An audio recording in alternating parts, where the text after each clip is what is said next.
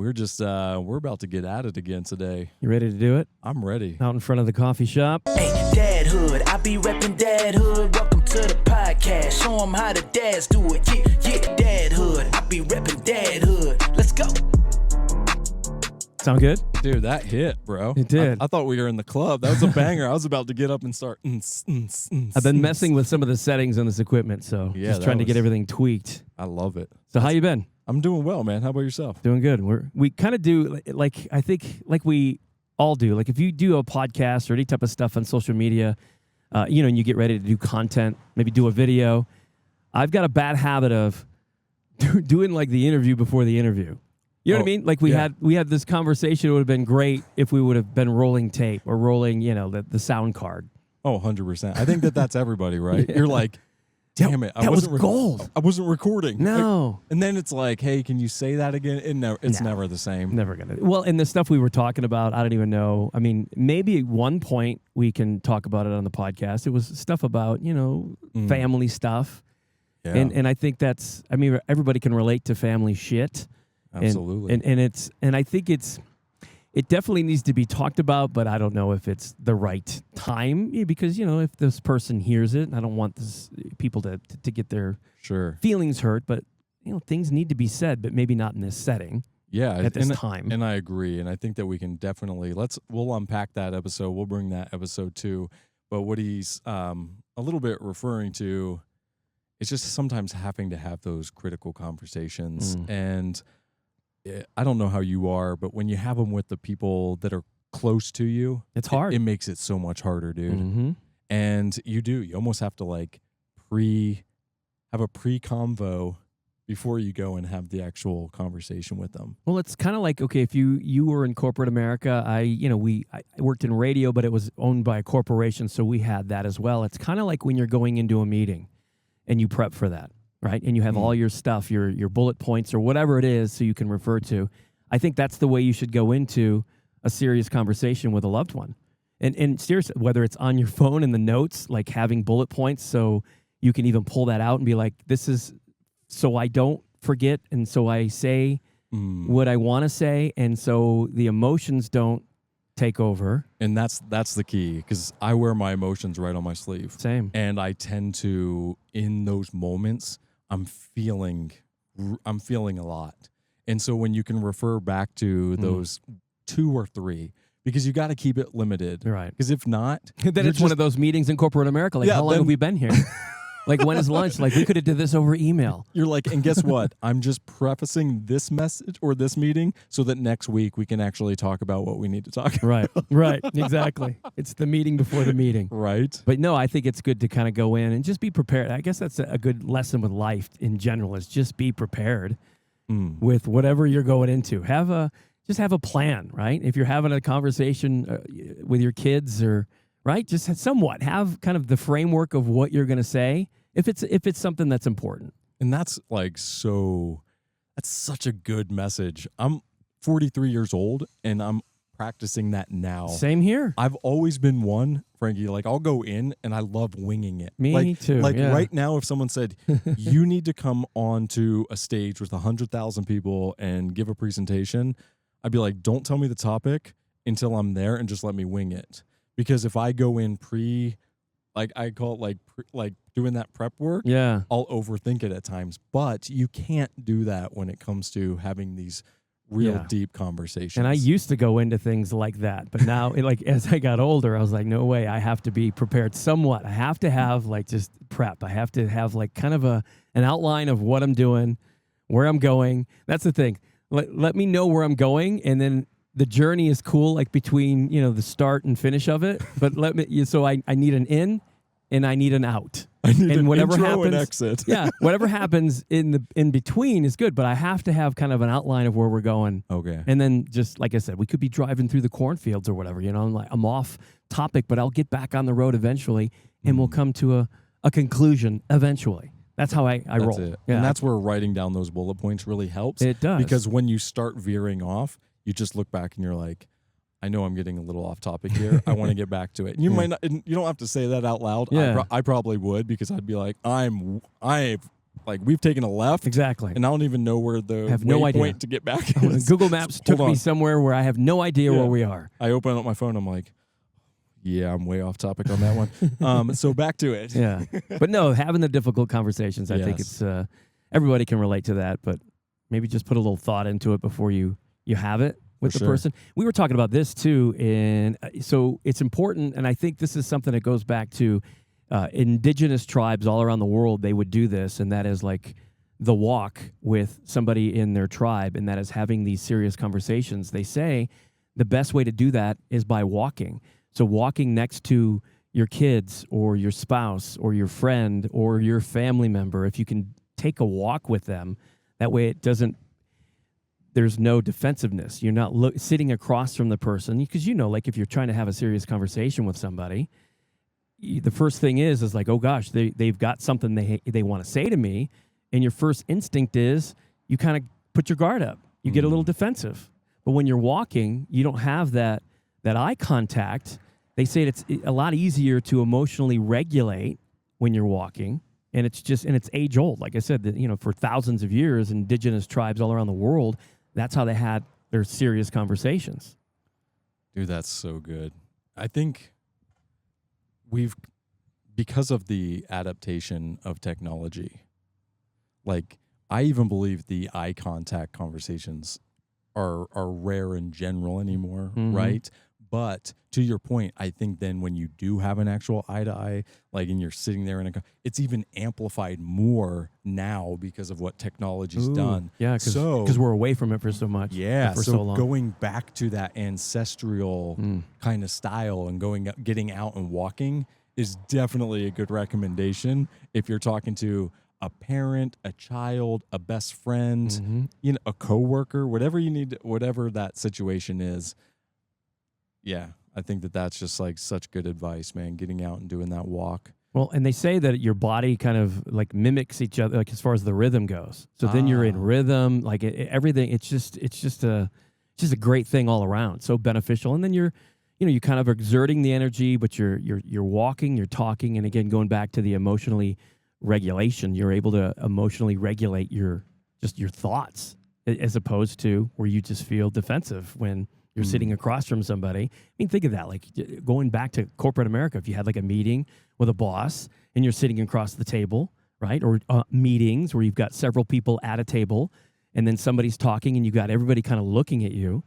It's intimidating. And your first, instinct is to get kind of a little defensive, like depending on what you're talking about, but it's almost like counterintuitive or counterproductive. Yeah, for sure. Sense. And we see it a lot of times in those meetings.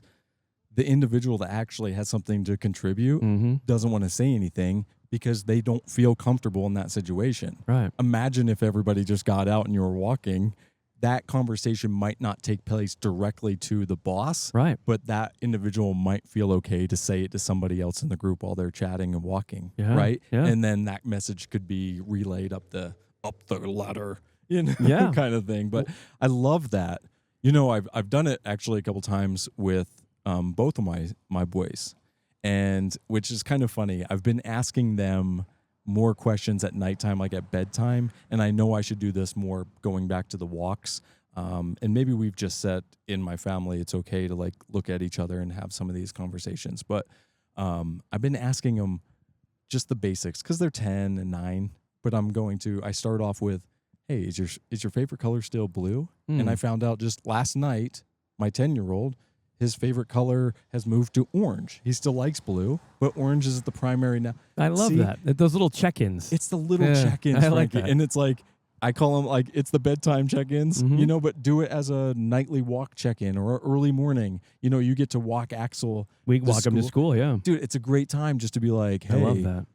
Is your best friend still this person? Because one, when you do that, they're like, oh my gosh, my dad actually cares. 2, you're allowing them to express themselves back to you. And more times than not, what we believe to be true as parents isn't what's happening in their little worlds anymore. That's true. Because it's just, that's, yeah. And they're growing, right? That and their lives are just ever changing. Like it's so, it's crazy. But dude, like to have, from a child's perspective, to have a parent that genuinely asks you all the time, Is engaged. checks in with you, Yeah. you're like, oh my gosh, They care. this is my person that I can express what I'm into or whatever. And they just listen and they just kind of cheer me on for me being me. Yeah, I love that. I love that. So going back to the walks. Yeah. So because and how important I think it is in general. We talk about just walk, like if you can walk by yourself or with your spouse or whatever, but having the difficult conversation while walking is like the best.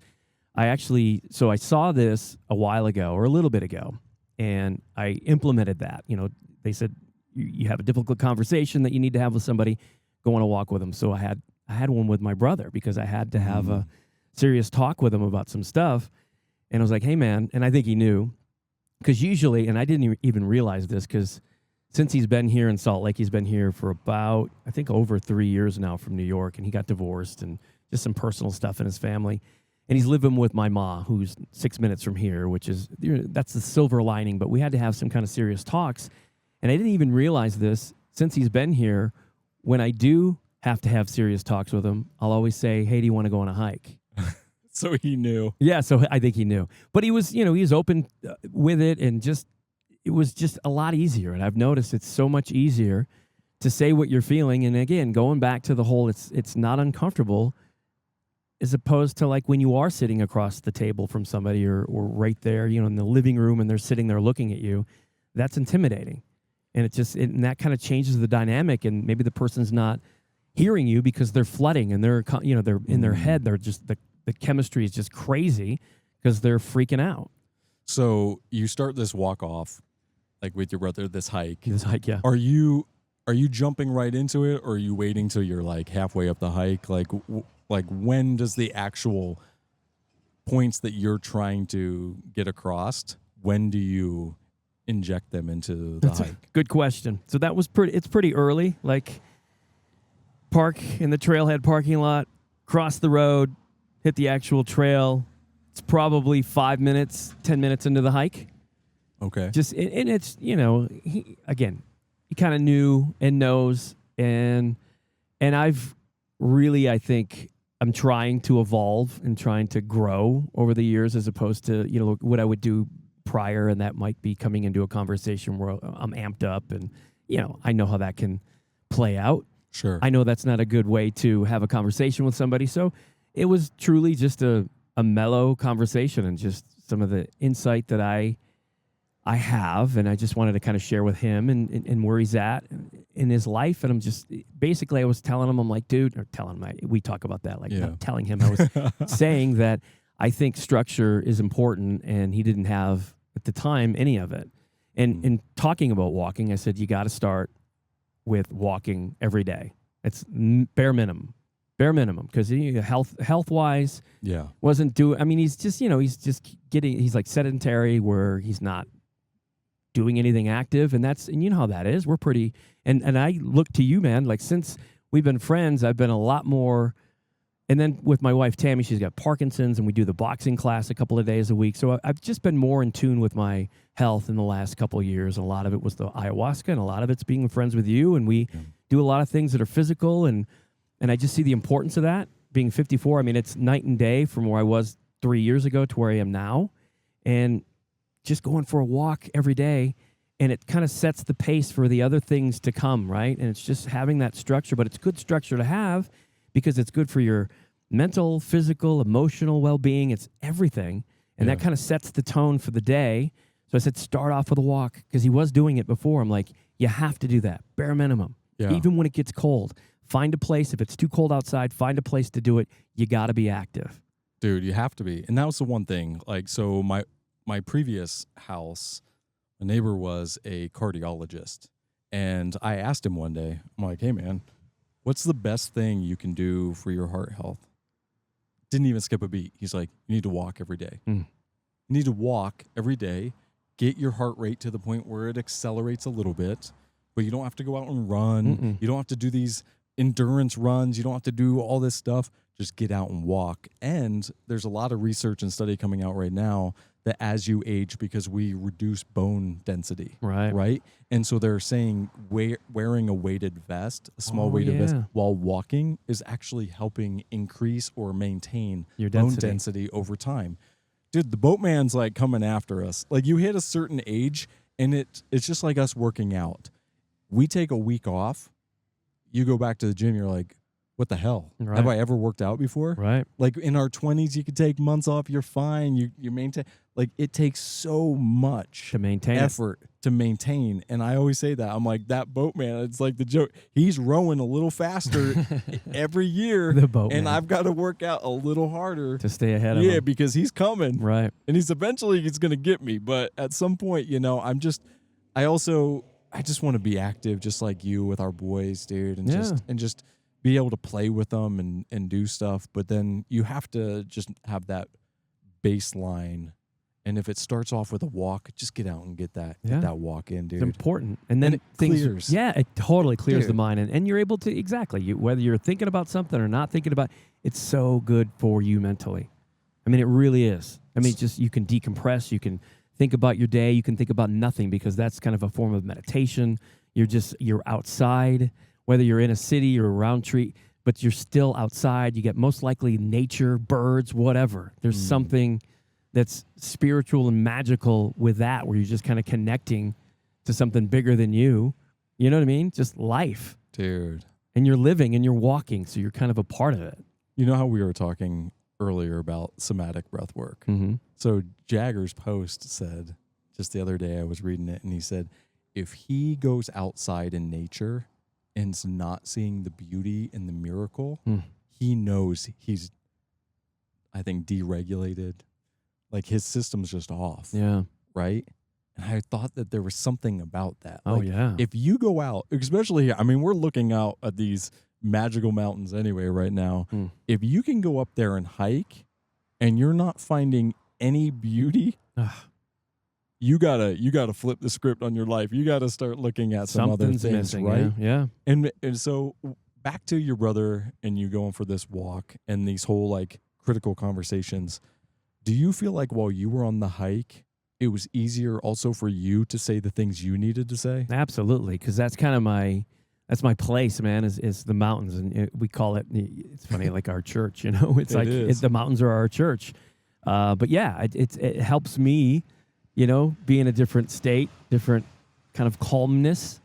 So yeah, I was absolutely just a minute, and I went into it. Like I said, I think I've grown over the years. I'm trying to evolve, and just as far as having difficult conversations with people, I think it's night and day where I used to be to where I am now, and that just makes it that much more easier to be there. Where I feel just it's like freaking magical to be there, and then to have that conversation. It definitely helped. Dude, I'm trying to think of like some of the audience that might not have obviously access to this, or going for a hike, or just like near a park or something, or like, or maybe they have a partner that they need to have this conversation with, like a critical conversation with. And they're like, my partner cannot stand walking. Like my partner hates like physical activity. So find something that you guys can do together. That's the thing. I think this is my personal opinion. You've got to find something that you can do together on a physical level. Yes. On a whatever that is. And I think you talk about the baseline. I think that's probably the smallest thing that you can do, right? As far as not exerting much energy, right? You're moving, body in motion stays in motion. Walking. I mean, I think that's probably the best place to start. But if they hate it, you got to find something else. Maybe they like tennis, or I don't know. There's got to be something else there. But if you're, this is personal opinion, but I bet you there's something that backs it up as far as science. I think you got to find something on a physical level that you guys can do together as a couple. For sure. You know, like if it's your partner and one is wanting to walk and the other isn't, then find something, the common ground, the physical activity, whatever that is. Or it's your teenager that's like, I don't want to get out. And it's like, I would just encourage then at that point, ask them if they want to go for a short walk, and don't have the conversation that first time, so that you go out and they feel safe. They feel like, oh, we can just go out and have a walk. Yeah. And then the second time, you know, maybe a couple of days later, be like, I really enjoyed that walk. Can we go for a walk again? And they're like, yeah, that was good. And then it kind of eases into it, right? Yeah.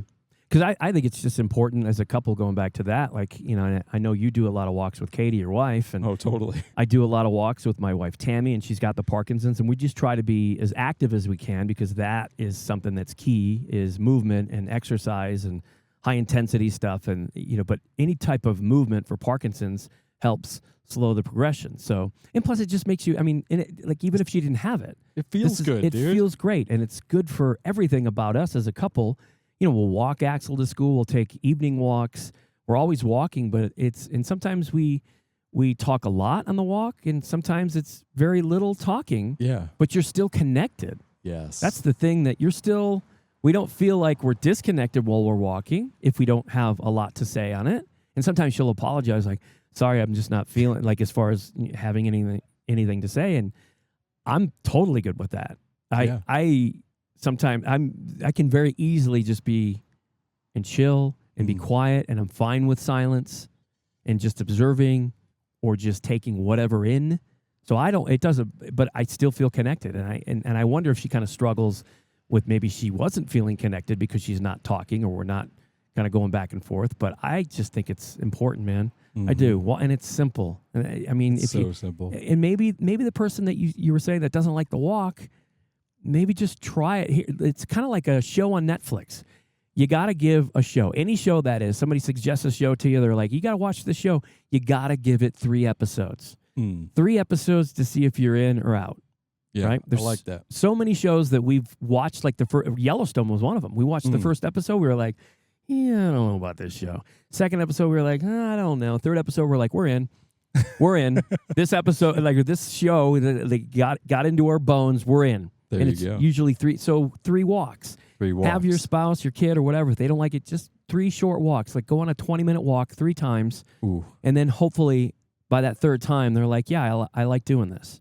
3rd walk's a charm. Yeah. Get out there and do it. Yeah. And like to your point, if you want to have difficult or just conversations, deep conversations, maybe save that for, the 4th or 5th walk or 6th walk, whatever. Yeah. Don't come out of the chute with stuff. But get comfortable where you're talking and you're sharing, and then use that as a whatever, a place, a safe place to have deep conversations. Absolutely. And it is true. I've had them with my boys, I've had them with Katie, and I do feel like on walks it's always the best because sometimes there's something I want to say and I feel uncomfortable saying it. Mm-hmm. But again, you're moving, you're out there, you're not looking directly, you're not looking at them, and you're like, let's see how this plays out, and you just throw it out there, and then kind of give you're still moving, and then they say something back, and you're like, all right, well that's out, and we're going, and now we're going. You like chuck the grenade. You're gonna see when it explodes. Is it gonna explode? What are we gonna do here? We taking cover, or are we gonna keep walking? Right. That's funny. Yeah, I love that. That's such great advice. Give it 3 times, my friends. Get out, do a walk. And let us know. I'd love to hear feedback. That would be great. Dude, let us know what happened. How the walk went. I like it. Yeah. Awesome, dude. How was this? This is amazing. Does it feel good? I think that's good. Let's walk it out. Let's walk it out. You ready? Let's do it. There we go. Dadhood, I be reppin' Dadhood. Let's go.